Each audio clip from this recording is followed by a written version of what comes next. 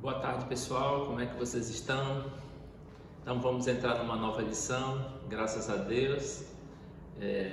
Semana passada eu terminei falando que o conselho ia decidir, né, quando é que iríamos voltar. Então o conselho se decidiu por trabalhar mais um mês. Então nós vamos voltar, se Deus assim permitir, presencialmente no dia 5/6, eu creio que é, 5/7, perdão, 5 de julho. Então, com isso hoje nós estamos na lição 9, né? Vamos trabalhar a lição 9 e lição 10 e talvez parte da lição 11, que é a última lição. Beleza? Então hoje nós temos um assunto novo, continuando no Sermão do Monte, que é limpando a visão, tá? Baseado em Mateus 7, de 1 a 15. E vamos antes orar, né? Senhor Deus, muito obrigado por esse novo dia, muito obrigado por tua bondade, obrigado, Deus, porque a cada dia o Senhor tem sido presente em nossas vidas, tem sido, Deus, o nosso baluarte, Deus, o nosso estandarte, a nossa bandeira. Muito obrigado porque o Senhor tem misericórdia, Deus, e nos alcançou. Te peço, Deus, pela aula de hoje, que não seja o conhecimento adquirido por mim, Deus, mas seja a tua palavra, seja a tua verdade, seja, Deus, o que tu queres que entendamos, que possamos usufruir daquilo que o Senhor tem para nós hoje. E te pedimos, Senhor, que a tua boa mão seja sobre cada um de nós, que o Senhor atinja, Deus, os lares, as vidas, as pessoas, Deus, os familiares dos nossos irmãos, Deus, dê alento, dê força, dê desejo intenso, Deus, de ser cuidado por Ti, de Te servir, Deus. Muito obrigado porque o Senhor tem nos sustentado. Muito obrigado porque o Senhor é bom e a Tua misericórdia dura para sempre. É o que eu te peço e te agradeço em nome de Jesus. Amém. Então vamos a Mateus 7, de 1 a 5, vamos fazer a leitura? É um texto pequeno, mas tem uma profundidade. Eu confesso que eu trabalhei muito nessa aula para poder conseguir exprimir pelo menos um pouco do que tem nesse texto, e eu não consegui. Semana que vem eu vou ver se eu consigo ainda trabalhar mais para ver a completude do todo, mas é um texto muito instrutivo, muito significativo para a nossa vida cristã. Então, um texto pequeno, 5 versículos, que vamos ler. Tem como título: o juízo temerário é proibido. Aí versículo 1: não julgueis para que não sejais julgados, pois com o critério com que julgardes sereis julgados, e com a medida com que tiverdes medido vos medirão também. Porque vês tu o argueiro no olho do teu irmão, porém não reparas na trave que está no teu próprio? Ou como dirás a teu irmão: deixa-me tirar o argueiro do teu olho, quando tu tens uma trave no teu? Hipócrita, tira primeiro a trave do teu olho, e então verás claramente para tirar o argueiro do olho do teu irmão. Como eu falei, é um texto aparentemente simples, mas complexo, muito complexo, mas que o Senhor Deus nos dê a sabedoria para poder trabalhar esse assunto com vocês. Então, normalmente nós fazemos um resumo da lição, e o resumo da lição é: antes de emitir um juízo sobre os outros, o cristão deve ter o cuidado de julgar a si mesmo. Então, sempre que vamos emitir algum juízo, nós sempre temos que olhar para nós. Se nós não nos julgarmos, nós vamos ser muito leais, muito verdadeiros naquilo que nós vemos nos outros, ou emitimos algum juízo de valor a qualquer situação ou ato de um irmão nosso. Bem, tivemos aqui uma pequena ilustração falando sobre o oftalmologista cego, que é justamente essa questão da visão, né? Não dá para se ter um oftalmologista cego, porque ele vai verificar a visão de cada um de nós. Então, dentro dessa visão, ele vai ver se nós estamos com alguma dificuldade na vista, e aí ele vai fazer uma perícia, ele vai verificar se existe algo de errado. Mas se ele tiver com muito maior dificuldade do que nós, como é que ele vai conseguir fazer essa verificação em nós? Então é impossível haver um oftalmologista cego. Então não dá, não é compatível. Da mesma forma, Jesus ele estava ensinando no Sermão do Monte, ele estava trazendo para as pessoas que estavam ali esse cuidado. Não sejam cegos que tentem avaliar uma pessoa que está com um pequeno grau de dificuldade ocular. Certinho? Bem, essa lição eu dividi em 3 aspectos. Achei importante a gente entender um pouco de um contexto nacional, jurídico, um contexto de igreja, um contexto de julgamento, como funciona na igreja. Semana que vem eu entro mais dentro do individual. Eu quero hoje trabalhar nos parâmetros legais de como funciona essa parte de julgamento. Então, eu dividi em 3 aspectos.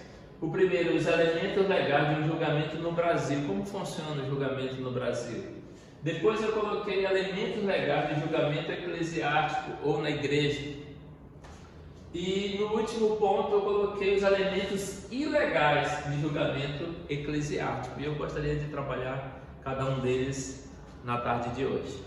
O primeiro, elementos legais de julgamento no Brasil. Como funciona?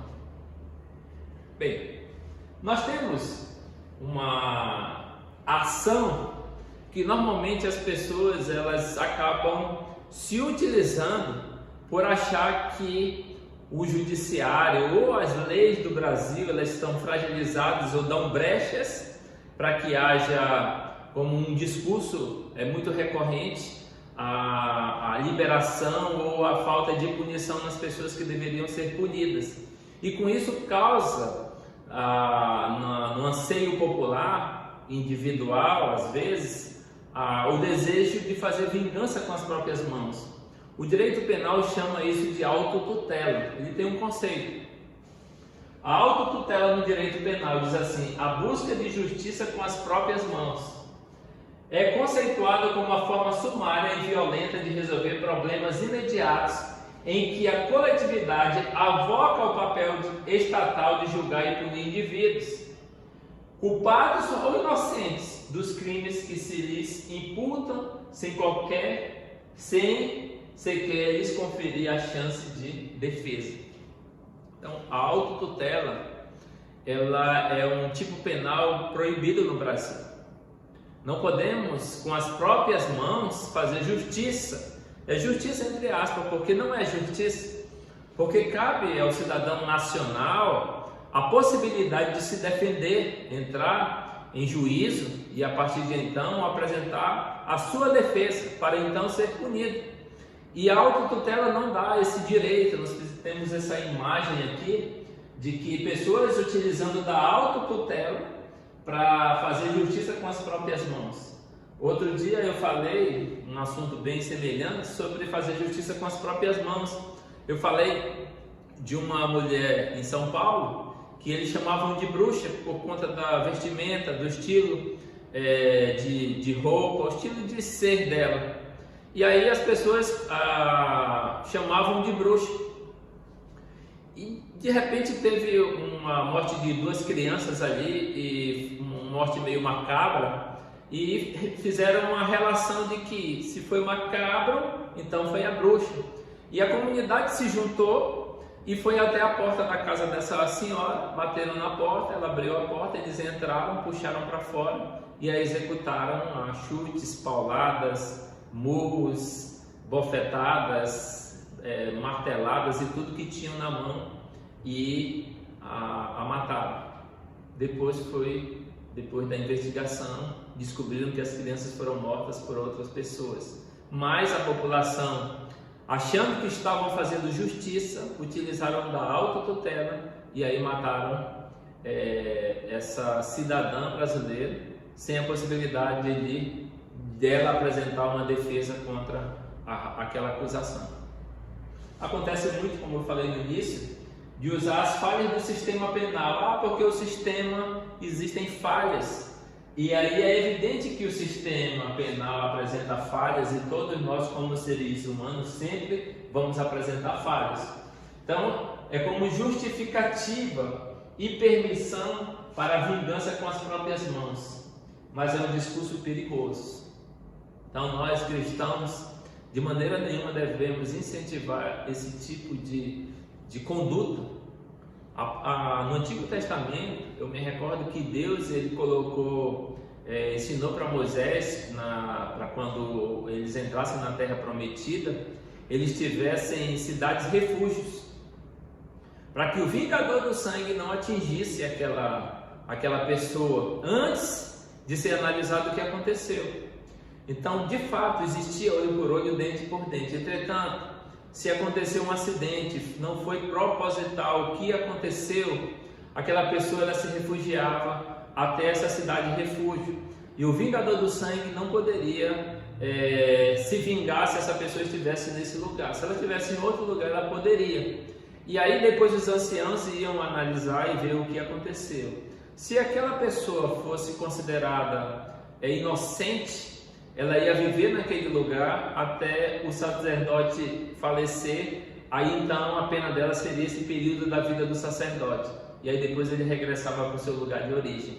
Até naquele período bíblico já existia essa questão da defesa. Você primeiro tem que ver o que aconteceu para poder agir de certa forma. Certinho? Completando que na Constituição brasileira existe um princípio chamado princípio da ampla defesa. É um direito assegurado pela Constituição. A nossa Constituição de 88, ela instituiu esse direito no artigo 5º, que eram direitos humanitários. Então, o artigo 5º, inciso 55 diz: aos litigantes, as pessoas que estão numa demanda em processo judicial ou administrativo, e aos acusados em geral, são assegurados o contraditório. O contraditório é necessário e a ampla defesa, com os meios e recursos a elas inerentes. Então, todo cidadão brasileiro, todo cidadão nacional, independente do que o acuse, a nossa Constituição, a Constituição cidadã, ela coloca que é necessário haver o contraditório, é necessário haver a ampla defesa. Então, constitucionalmente no Brasil é assegurado a possibilidade das pessoas se defenderem diante de uma acusação, de um ato. O princípio da ampla defesa, no qual menciona que as partes têm para apresentarem argumentos em seu favor, nos limites em que seja possível conectar-se, portanto, aos princípios de igualdade e do contraditório. Fiz uma imagem ilustrativa em que aqui a figura de dois advogados, cada um com seus argumentos de defesa e ataque, e eles vão entrar nessa lide, e a partir dessa lide vai acontecer um julgamento, em que depois desse julgamento, depois de um juiz proferir esse julgamento, aí sim se diz culpado ou inocente. E é muito comum, já que a gente lê o nosso texto dizendo que julga o irmão, e esse julgamento normalmente ele vem inserido de 3 ações principais que o direito penal ele apresenta como delito e apresenta a pena. E eu vou ler aqui para vocês: calúnia, artigo 138 do Código Penal; difamação, artigo 139 do Código Penal; e injúria, artigo 140 do Código Penal. Então são 3 crimes contra a honra tipificados pelo nosso Código Penal. E aí depois pode entrar o Código Civil e entrar com processo, e aí você, além de ser preso, pode pagar uma indenização contra as pessoas que fizeram tal ato que macularam a sua honra. Então, calúnia, artigo 138, caluniar alguém, imputando-lhe falsamente fato definitivo como crime, pena, detenção de 6 meses a 2 anos, e multa Parágrafo 1º. Na mesma pena incorre quem, sabendo falsa imputação, a propala ou divulga. Opa! Parágrafo 2º. É punível a calúnia contra os mortos. Uma tipicidade penal em que muitas pessoas no Brasil elas acabam sendo enquadradas. Outra, difamação, artigo 139. Difamar alguém, imputando-lhe fato ofensivo à sua reputação. Pena, detenção de 3 meses a 1 ano e multa.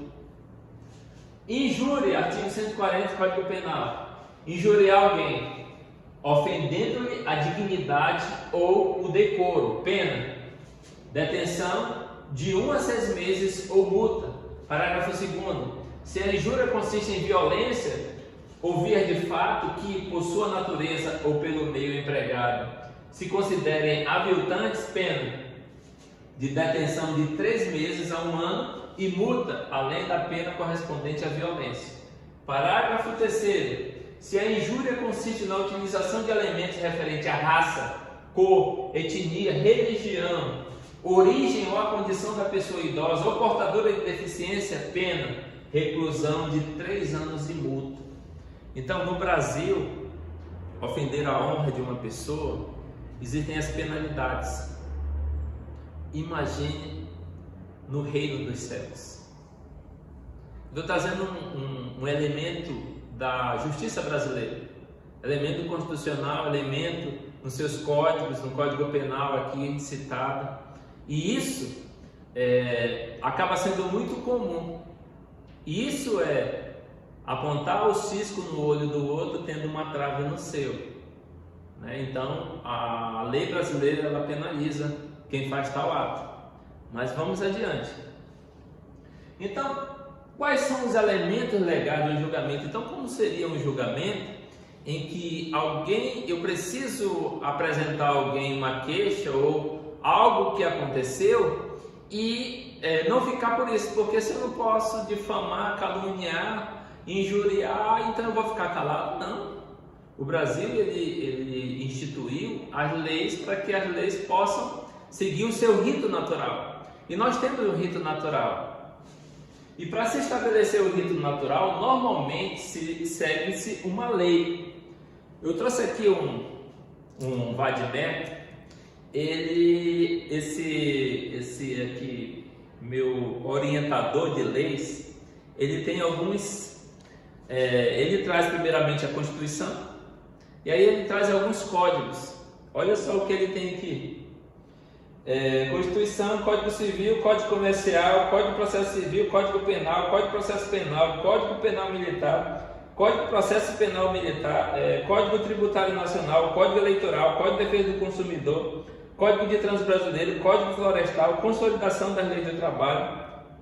Tem os estatutos: Estatuto do Índio, Estatuto do Estrangeiro, Estatuto dos Militares, Estatuto da Criança e do Adolescente, Estatuto da Cidade, Estatuto do Torcedor, Estatuto do Idoso, Estatuto do Desarmamento, Estatuto da Microempresa e da Empresa de Pequeno Porte, Estatuto de Igualdade Racial, Estatuto da Juventude, Estatuto da Metrópole, Estatuto da Pessoa com Deficiência, Estatuto da Primeira Infância, Estatuto Jurídico da Empresa Pública, da Sociedade de Economia Mista e das suas subsidiárias, Estatuto da Advocacia e da OAB.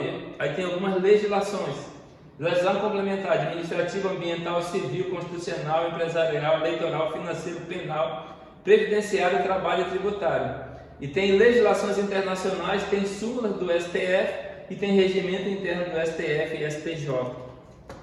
Então, todo o ordenamento jurídico no Brasil, ele é baseado por lei, dependendo da demanda que você vai pleitear.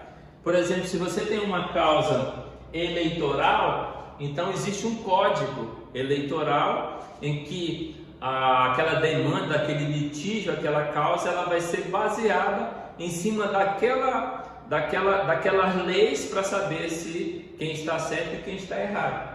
Se for tributário, tributário; se for trabalhista, CLT, trabalhista, penal. Então, cada situação em que for apresentada vai ter um ordenamento jurídico que vai dar um direcionamento. E nós temos, como eu li no início, a Carta Magna, né, que é a mãe de todas as outras leis. Então nós temos esse ordenamento jurídico, nós temos essa forma legal de julgamento no Brasil, e a base desse julgamento, a base sempre vai ser a lei. Normalmente se tem um autor, se tem um réu, o autor é a pessoa que entra com a ação, faz uma petição inicial da entrada na justiça, dependendo de qual área aqui jurídica. Esse réu, ele é a pessoa denunciada e ele precisa se defender. Normalmente ele se defende com uma contestação e diz, bem, não foi isso que aconteceu e eu vou dizer porque. Então ele por escrito também contesta aquela ação. E aí depois tem, se for o caso, necessitar de testemunha, tem uma oitiva, tem uma cariação, tem perguntas, tem tanto de testemunha de acusação como de defesa. Então o legislador ele vai ouvir e vai tirar suas conclusões dentro do que as pessoas estão apresentando. Tem perícia, tem outras coisas também que vão fundamentar o julgamento do juiz, o veredito. E aí o juiz, que é um representante do Estado, sempre o juiz vai ser representante do Estado Nacional, e tem o veredito, que é ou a condenação ou a absolvição. Tem uma segunda parte, mas essa aqui é o que acontece no normal no Brasil. Então, se alguém tem alguma causa contra alguém, contra uma outra pessoa, ele se utiliza do ordenamento jurídico brasileiro através dos trâmites naturais e legais apresentados aqui, e aí o juiz natural ele vai dar um parecer, ou vai absorver ou não. Dentro dessa, se tiver uma condenação, existe uma pena. Então, é assim que acontece no Brasil, a forma que o Brasil ela rege esses assuntos, como o texto que nós lemos. Bem, quem é a pessoa que julga? Eu já falei, é o juiz, é um cidadão investido de autoridade pública, com poder e dever de exercer atividade jurisdicional, julgando em regra os conflitos de interesses que lhe são submetidos à sua apreciação. Um juiz, uma pessoa ser juiz, ele precisa fazer direito, um concurso público, e tem juiz estadual, federal, dependendo da sua especialidade, se ele é juiz do trabalho, juiz eleitoral, juiz civil, da justiça comum. Então ele vai estar especificamente trabalhando dentro de uma área. Então o Brasil, juridicamente, assim, uma pequena explanação, ele funciona desse jeito. Bem, aquele foi o elemento legal do Brasil, mas existem os elementos legais de julgamento eclesiástico, ou seja, da igreja, que seria a segunda parte. Existe uma forma correta de se julgar o irmão? Sim, existe. A frase "tira a primeira trave do teu olho" significa que o juízo hipócrita, bem atenção, o juízo hipócrita e imprudente é proibido. Isso é proibido. Por isso ele diz: hipócrita, tira a primeira trave que está no teu olho, então verás claramente, para tirar o argueiro do olho do teu irmão. Interessante esse para. Primeiro, resolve-se essa questão dessa trave aqui, para então fazer um juízo correto. Então, o crente não está impedido de julgar o comportamento de alguém que é contrário aos princípios bíblicos e o que causa escândalo ao Evangelho. Na verdade, ele está impedido de fazer julgamento hipócrita e apoiado em sua própria justiça, pois em outra ocasião o Senhor Jesus disse: não julguei segundo a aparência, mas julgai segundo a reta da justiça. Então o cristão, sim, ele pode julgar várias coisas, e ele tem, a Bíblia nos ensina que nós devemos julgar aquilo que é bom, aquilo que é mal. Então sempre nós estamos fazendo julgamento, mas a ideia do texto quando Jesus ele vem trabalhando, sempre ele vem trabalhando na questão de hipocrisia. E normalmente quando ele fala de hipocrisia, ele sempre está ligado aos fariseus.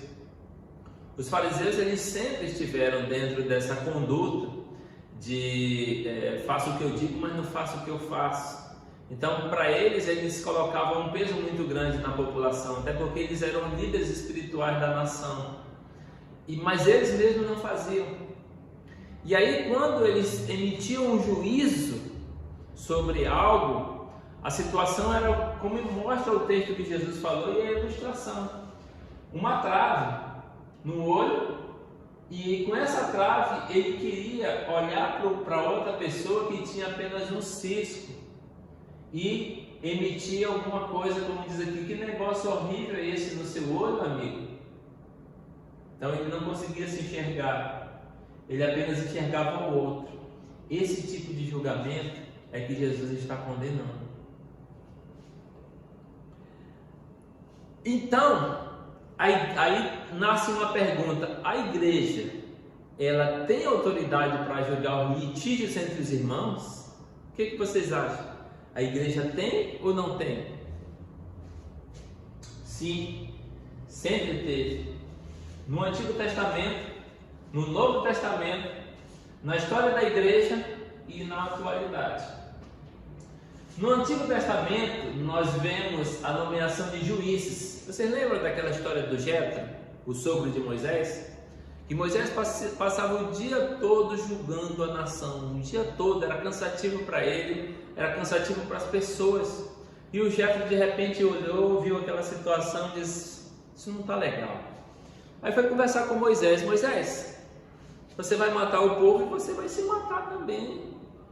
Você deveria sentar com as pessoas e fazerem lideranças, novos juízes, de 1000, líderes de 1000, líderes de 100, de 50, de 10.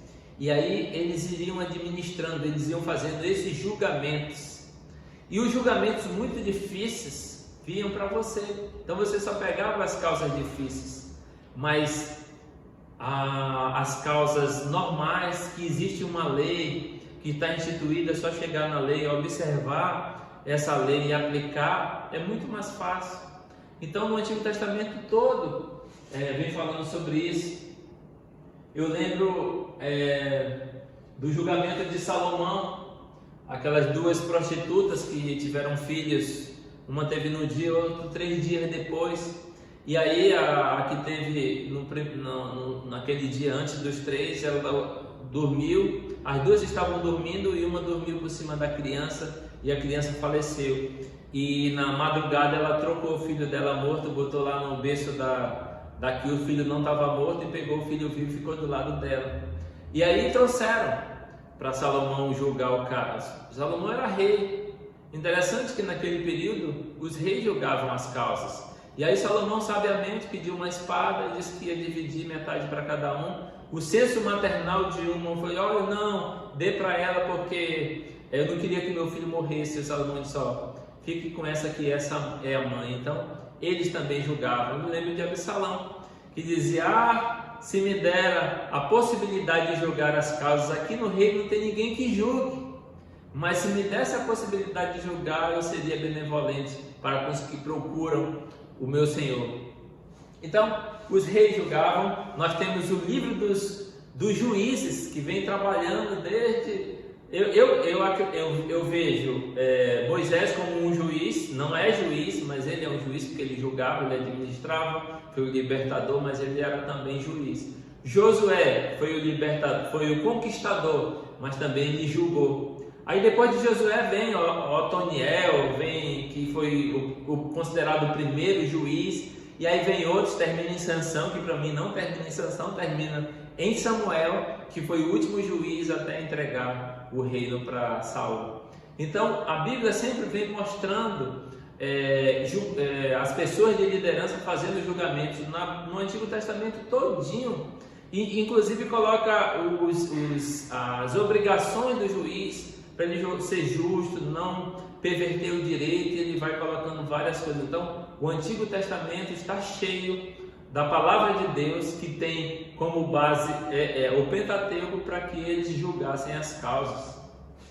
No Novo Testamento tem vários atos de julgamento que os líderes da igreja, a liderança, sempre julgavam. Nós temos um primeiro caso, que é a controvérsia sobre a circuncisão. Lá em Atos capítulo 15, Paulo estava pregando sobre a graça e de repente um grupo de judeus estavam falando sobre a graça e sobre a circuncisão. E aí e eles começaram a fazer confusão, circuncisão, guarda do sábado. E aí as pessoas que estavam recebendo o evangelho começaram a ficar confusas. E o Paulo, para não entrar em briga frontal contra eles, não, nós temos uma liderança, vamos até lá e aí vamos ver o parecer deles. E eles foram favoráveis, não, a salvação é somente pela graça e nada mais. E aí foi emitido um parecer e foi levado até essas pessoas, aos lugares onde as pessoas estavam, e dizendo, olha, a causa é essa e a resposta é essa aqui. Então foi um julgamento da igreja, lá estavam Tiago, Pedro, João, e as pessoas que exerciam liderança na igreja. Nós temos também um outro episódio em que são dois aqui, esse aqui eu queria abrir com vocês, que ele é bem interessante, a questão da decisão de Paulo em relação à participação de uma decisão de conselho. Está lá em 1 Coríntios capítulo 1. Eu vou abrir aqui minha Bíblia, acompanhem aí. Eu não quero ser exaustivo, mas é preciso fundamentar. E a fundamentação ela nos dá base para continuar a fala que nós estamos aqui. 1 Coríntios capítulo 1, vamos do 1 até o 4, eu vou ler aqui, os irmãos. Geralmente se ouve que há entre vós imoralidade tal, como nem mesmo entre os gentios, isto é, haver quem se atreva a possuir a mulher do seu próprio pai. E contudo andais vós ensoberbecidos e não chegastes a lamentar, para que fosse tirado do vosso meio quem tamanho ultraje praticou. Olha só o julgamento dele, ele faz parte de um conselho, na verdade, ainda que ausente em pessoa, mas presente em espírito, já sentenciei, como se estivesse presente, que o autor de tal infâmia seja, em nome de Jesus reunido vós e o meu espírito, com o poder de Jesus nosso Senhor. Então ele está mostrando aqui nesse texto que aquela igreja ela tinha um conselho, e aquele conselho estava em reunião, e Paulo disse, como se eu estivesse com vocês, o meu espírito estivesse com vocês, e eu tenho um parecer sobre a causa, que ele seja entregue a Satanás. Continuação do texto. Então demonstra que a igreja, que a liderança da igreja, ela tinha como uma das prerrogativas o julgar acontecimentos da igreja. Então aqui era um acontecimento de disciplina. Tem um outro também, que é muito próximo desse texto, que é 1 Coríntios capítulo 6, fala sobre, eu coloquei aqui, Paulo chancelando o tribunal da igreja. 6:1 diz assim, aventura-me algum de vós, tendo questão contra outro, a submetê-lo a juízo perante os ímpios, os injustos, e não perante os santos. Então Paulo se admira, porque não usaste o conselho da igreja e foste no tribunal do mundo, no tribunal romano. Isso me admira. Então está chancelando, dizendo que há sim a questão da liderança da igreja, como julgar os casos em que acontecem na igreja. Então há sim Antigo Testamento, Novo Testamento, nós temos na história da igreja alguns concílios aqui, concílio de Niceia, concílio de Constantinopla, concílio de Éfeso, concílio de tá aqui, Calcedônia, a gente chama de concílio de Dort. Nós temos aqui, Dort era dos holandeses, que os arminianos estavam entrando com muita força, então precisou se reunir um concílio, para que eles pudessem dar diretrizes sobre o que estava acontecendo. Aqui nós tivemos o concílio e a Assembleia de Westminster. Eu tenho aqui 2 livros que vieram dessa Assembleia, e eu queria ler aqui o prefácio de um, rapidamente. Também um concílio que dá base para isso na história da igreja. o prefácio aqui, só o primeiro parágrafo. A notável e histórica Assembleia de Teólogos e Sábios Eruditos foi convocada em 12 de junho de 1643 pelo Parlamento da Inglaterra para estabelecer a doutrina da Igreja em oposição ao arminianismo, para discutir também o governo e a liturgia da Igreja para defender o ensino da Igreja Anglicana. E nessa reunião de Westminster foi criado o Catecismo Maior, o Breve Catecismo e a Confissão de Fé. Aqui eu tenho a Confissão de Fé de Westminster e eu tenho o Breve Catecismo. Falta o Catecismo Maior, que eu não tenho presente aqui. Então a igreja ela sempre parou para avaliar o que está acontecendo e se alguém ou alguém pessoalmente ou se a coletividade está indo para um caminho difuso contrário às leis da palavra de Deus. Abre-se um concílio e nesse concílio decide-se alguns pontos para que esses pontos que foram estabelecidos como doutrina a igreja seguir para não desviar do caminho. Então sempre houve, a igreja sempre teve eclesiasticamente um tribunal, sempre julgou causas. No presente, na atualidade, a igreja também julga. A igreja presbiteriana, por exemplo, ela tem uma constituição. Nós temos uma constituição e dentro da nossa constituição tem o código de disciplina. Então vem mostrando o que seria uma falta, qual é o procedimento diante de uma falta, que é uma queixa, uma denúncia contra alguém. Então existe todo um aparato para se fazer um julgamento. Então em todo o tempo a igreja sempre julgou, sempre vai julgar, porque é responsabilidade nossa. Então não pode dizer, você não pode julgar. Não pode julgar de uma forma hipócrita. Mas há necessidade de julgamento sim, das coisas que não estão indo bem para se colocar na rota. Individualmente eu vou falar semana que vem, agora eu estou falando no conjunto, na parte eclesiástica, a igreja como um todo, como se rege, como se funciona. Beleza? Vamos caminhar? Então, quais seriam os elementos legais de julgamento eclesiástico? Nós fizemos um paralelo meio semelhante com aquele do Brasil, Sistema Nacional. E a nossa Constituição ela é muito próxima ao sistema jurídico brasileiro. Então, base legal. Nossa Bíblia, a Bíblia, a Palavra de Deus é a base legal. Como eu mostrei agora a Constituição da Igreja, nós temos uma Constituição mostrando como essa igreja funciona, que é para justamente dar base para um julgamento, juízes poderem ter um norte para poder dar um parecer, e o código de disciplina, se for o caso necessário, se for uma disciplina de um irmão, de alguém que está desconforme a caminhada cristã. Então nós temos essas três bases jurídicas para fazer o julgamento dentro do âmbito eclesiástico, dentro do âmbito de igreja. O autor é um membro da igreja ou um ministro que entra com uma ação no conselho. Então, se tiver algo contra alguém, nós sabemos das etapas bíblicas, vai primeiro com ele, essa daí é a semana que vem. Hoje eu estou trabalhando no institucional. Então, institucionalmente, um membro da igreja que esteja em plena comunhão, ou o ministro da igreja, ele entra com uma ação no conselho, através de uma queixa ou de uma denúncia. O acusado é aquela pessoa que sofre a queixa ou a denúncia pelo autor. Então tem esses dois elementos. As testemunhas são as testemunhas de acusação e de defesa. Cada um, tanto o autor vai trazer as suas testemunhas para confirmar o que houve, como a defesa vai trazer as suas testemunhas para dizer que não houve.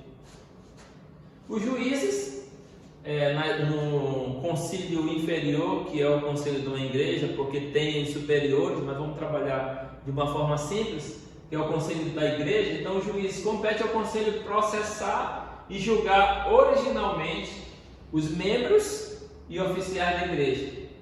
Quando esse conselho ele vai trabalhar no processo de processar e julgar, esse conselho deixa de ser conselho, ele se transforma num tribunal. Ele é transformado a partir do momento em que é instituído um trâmite no sentido legal de julgamento, então esse conselho se transforma em tribunal. E a partir de então, os presbíteros, eles são presbíteros juízes, eles vão julgar a causa. Então, por isso que transformamos cada um dos seus membros em juízes. Participei de algumas vezes de alguns tribunais e tivemos que aplicar código de disciplina, Constituição, ter como base Bíblia e etc. O veredito, que aí depois desse litígio entre o acusado e o denunciante, aí sim vem um parecer, vem um veredito, que é ou a condenação ou a absolvição dessa pessoa. Sentença. No nosso código de disciplina tem algumas sentenças no âmbito de igreja, que é uma simples admoestação, ou pode ser por escrita ou pode ser verbal, chamar o culpado à ordem, dizer, olha, essa tua conduta não está legal. Afastamento, então você é afastado da comunhão, no sentido de Santa Ceia e também de alguns eventos da igreja. A exclusão, quando ele é obstinado, não quer obedecer à disciplina, ele vai embora, ele tem que ser excluído do rol. E a deposição, no caso, se for presbítero, pastor e tudo. Então, os elementos legais de um julgamento eclesiástico, basicamente são esses. Você está vendo que tudo é organizado, tudo, tanto no Brasil existe as leis, não dá para autotutela, nem na igreja não cabe autotutela, porque o texto que nós lemos, ele está falando, Jesus está proibindo a autotutela, a vingança com as próprias mãos.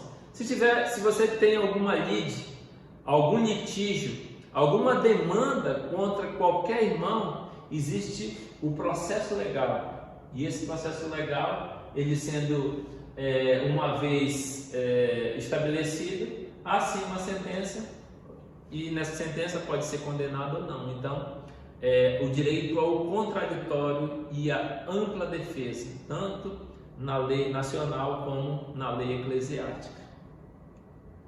E por último, elementos ilegais de julgamento eclesiástico.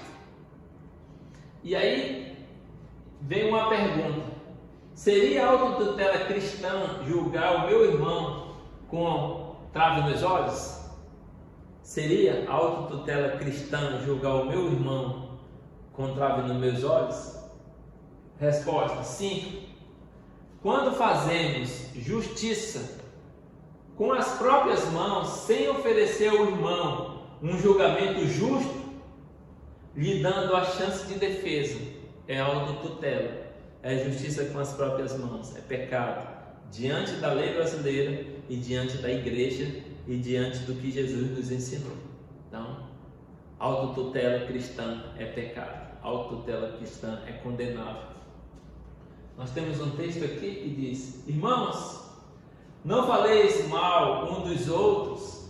Aquele que fala mal dos irmãos ou julga o seu irmão, fala mal da lei e julga a lei. Ora, se julgas a lei, não és observador da lei, mas juiz. Um só é legislador e juiz, aquele que pode salvar e fazer perecer Tu, porém, quem és que julgas o próximo? Podemos fazer autotutela? Podemos julgar o próximo no sentido de hipocrisia, no sentido de ser julgador, de ser aquela pessoa que vai fazer justiça com as próprias mãos? Existem os meios legais? Sim, existe. Por que não cumpri-los? Utilize-se dos meios legais para resolver todas as situações que surgirem. O certo, o certo não. Os procedimentos, existe todo aquele procedimento, vai com teu irmão, tenta convencê-lo de que ali existe um problema, tenta resolver aquilo. Se o teu irmão não ouvir, vai mais adiante, vai lá no conselho da igreja, e aí chama testemunhas, aí até chegar no último ponto. Então a ideia é que existe processo legal, não dá margem para autotutela, porque quando nós entramos em autotutela, o texto diz: Tu, porém, quem és que julga o próximo? E por fim, nós temos os elementos ilegais de julgamento eclesiástico, aquilo que Jesus estava condenando. E aí eu fiz a mesma estrutura da base legal, do autor, do réu, da oitiva, do juiz, do veredito da sentença. E aí bora lá. Qual é a base legal dos julgamentos eclesiásticos ilegais? Bem, base legal, fake news, informações de terceiro, mentiras, politicagem, puxada de tapete, fofoca e verdade mal conduzida. Como nós vimos, no ordenamento jurídico brasileiro, nós temos a Constituição e os códigos penais, eleitorais e os seus códigos. Na Igreja Presbiteriana, nós temos uma Constituição também, e temos também o Código de Disciplina, um outro código. Durante a Igreja, durante o período da Igreja, foi instituído algumas constituições ou alguns direcionamentos para que a gente não entrasse nas heresias. Aqui foi construído para evitar heresias. E nós temos a nossa Constituição maior, que é a Bíblia Sagrada. Então, nós temos bases jurídicas para fazer o julgamento de algo. E o julgamento ilegal, olha qual é a base: fake news, informações de terceiros, mentiras, politicagem, puxada de tapete, fofocas e verdade mal conduzida. É uma verdade, mas a forma truculenta, a forma desastrosa de conduzir acaba se trazendo um grande problema. Então, base legal. Autor. Normalmente, o autor não confirma o fato. Ele joga e deixa acontecer. Normalmente, esse autor não confirma. No ordenamento legal, ele entra com uma petição inicial. Ele faz uma organização de documento e diz por que ele está denunciando. Então, eu estou denunciando fulano por conta disso. Ele faz um respaldo legal para poder dar entrada para os juízes fazerem o julgamento.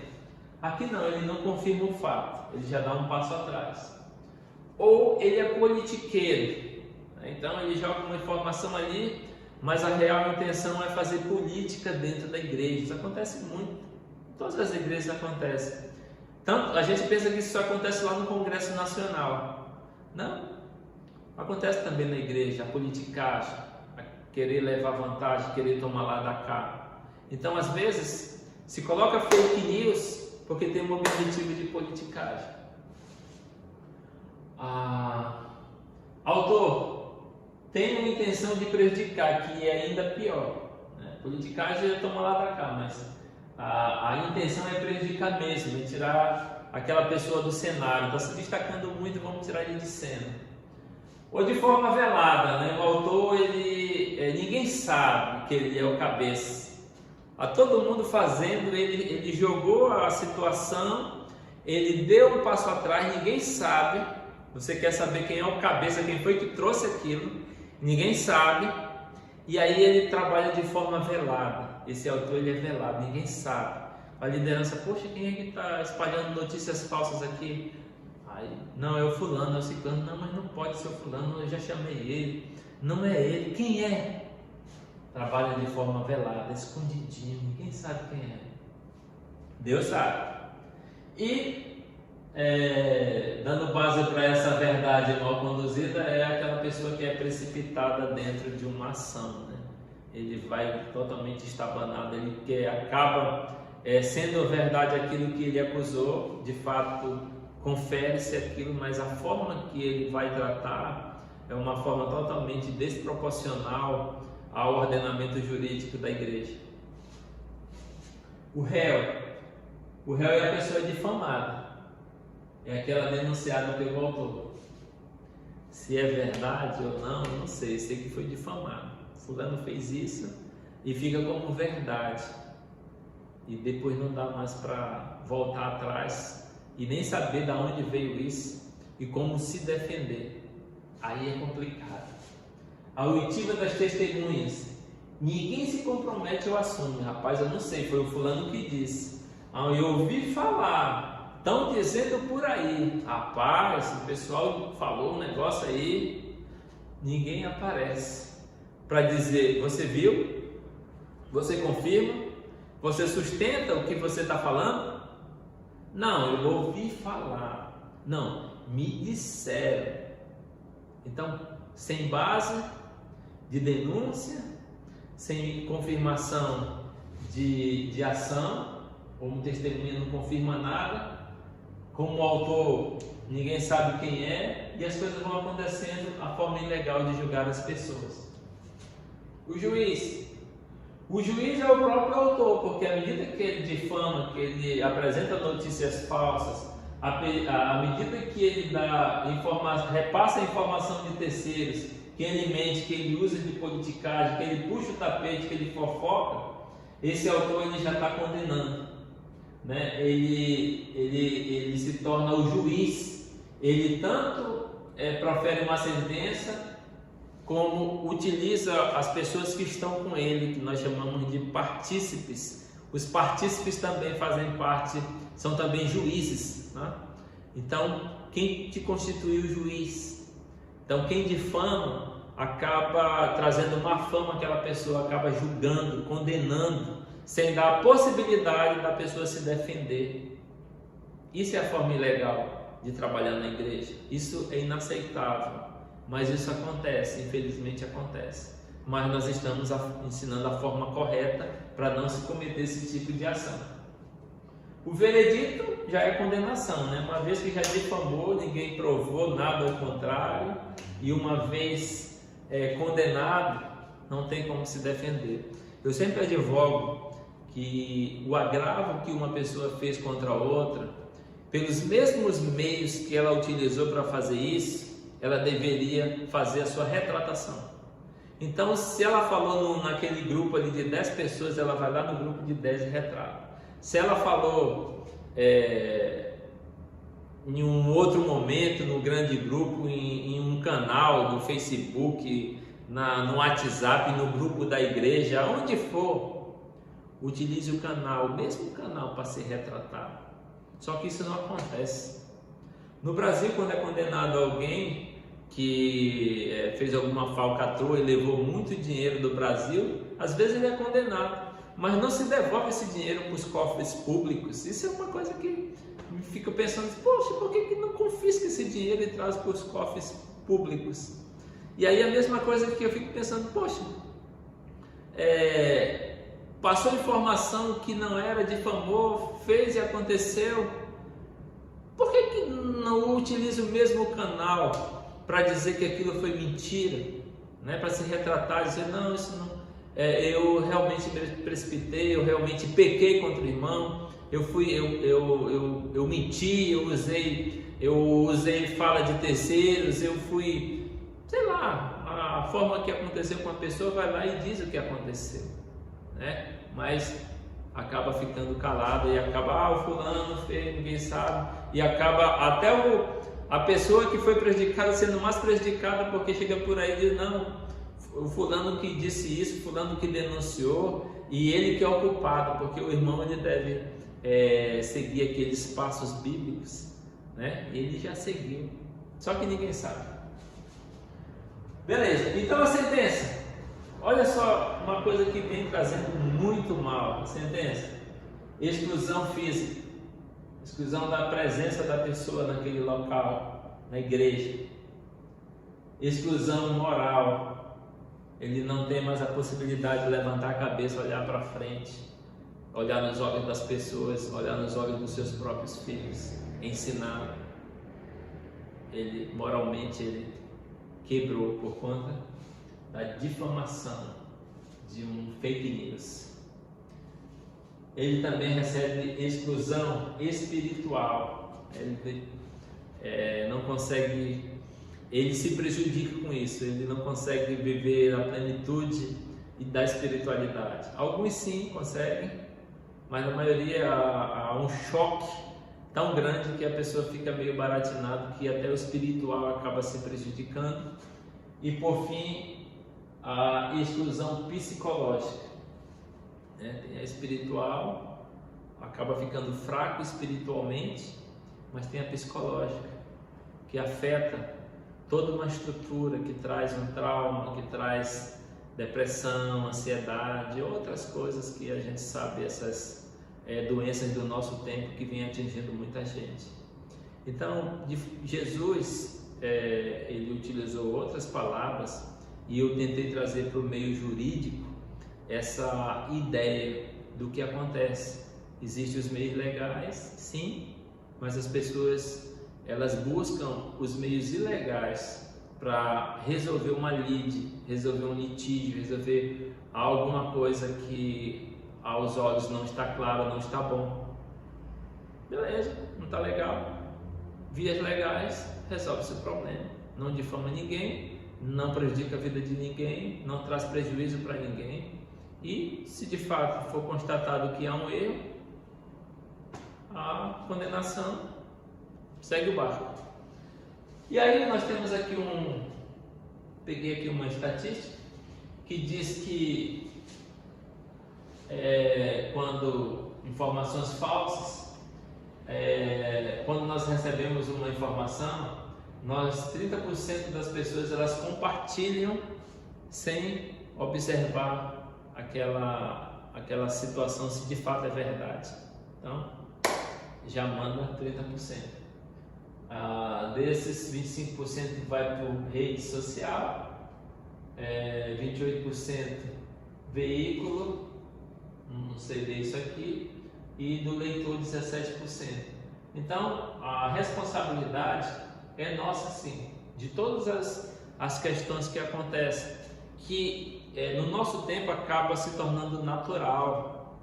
Fake news é natural. Informações de terceiros sem constatação é natural. Mentiras acaba sendo natural. Diz que contando 10 vezes tem um teórico aí que conta 10 vezes uma mentira e até que ela se torna verdade na cabeça da pessoa. Mas uma verdade, para ela se estabelecer, precisa 21 vezes.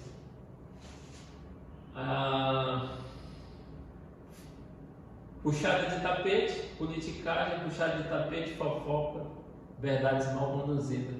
Mas a Bíblia ela fala de algumas situações. Jesus mesmo ele vai ensinando que nós não devemos ser ilegais. Diz assim, olha o que Jesus fala lá em Mateus 5:22, nós já estudamos. Eu, porém, vos digo que todo aquele que sem motivo se irá contra o seu irmão estará sujeito a julgamento.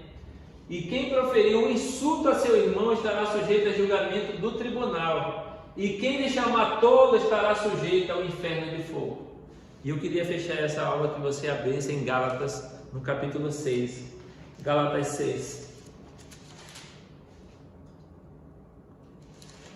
Gálatas capítulo 6 é que nos ensina um princípio da semeadura.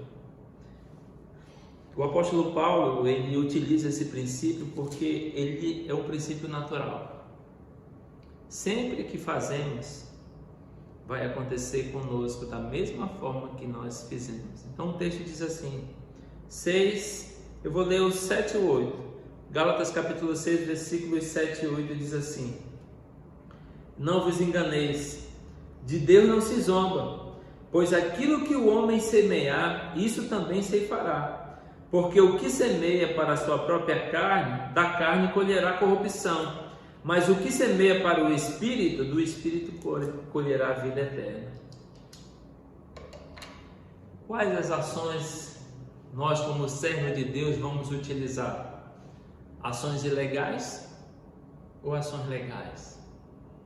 O Senhor Jesus ele nos ensina. Pode sim emitir um julgamento, mas depois que você tirar a trave do seu olho, aí você vai conseguir olhar direitinho, que é para poder você entrar e julgar. Então não cabe a nós sermos hipócritas, sermos os paladinos da verdade para acusar A, B, C ou D. Nós temos que olhar para nós. Primeiro, olhar para nós. Porque se espalharmos notícias falsas, nós estamos plantando.